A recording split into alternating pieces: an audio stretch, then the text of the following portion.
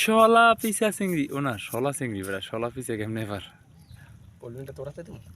না পলিথিন দিয়ে মাছ লবা পলিথিন দিয়ে আমার ওই যে ছোটকালের অভ্যাস ছিল ছোটকালে পলিথিন লইয়ে খাওয়ান খাইতে যেতাম দাওয়াতে মরামারি গোস্ত লই যেতাম মা এবার লড়ানি দিত আবার দৌড়ে যাইতাম রাস্তায় আড়তাম আর ওই খাইতাম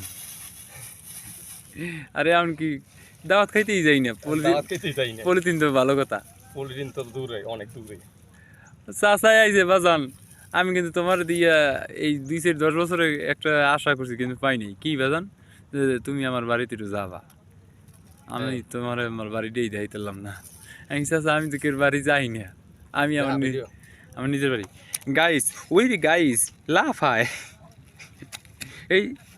আস্তে ফিরিস না ওই কিরিয়ার তো ধার খুব হোগা দিয়ে খুব ধার চিংড়ি মাছ পাইছি দেখ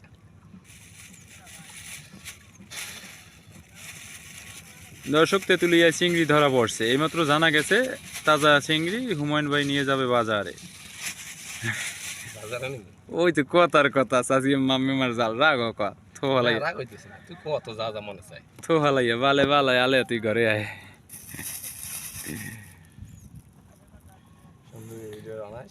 রোজ সকালে